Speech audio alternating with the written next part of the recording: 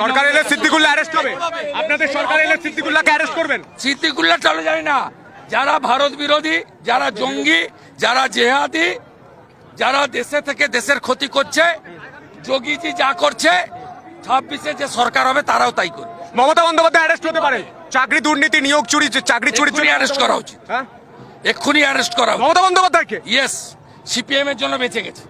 97 সালে school service কমিশনের একটা আইন দেখিয়ে পার পেয়ে গেল, নইলে পুরো মন্ত্রিসভা যেটা ডিভিশন বেঞ্চ দিয়েছিল সেই রায় রাখতো।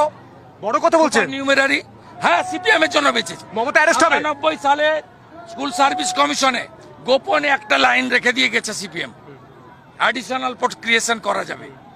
সেই একটা লাইন দিয়ে তো বেরোলো। এবারেও মমতা ব্যানার্জিকে, তার ক্যাবিনেটকে জেল যাওয়া থেকে বাঁচালো কমরেডরা।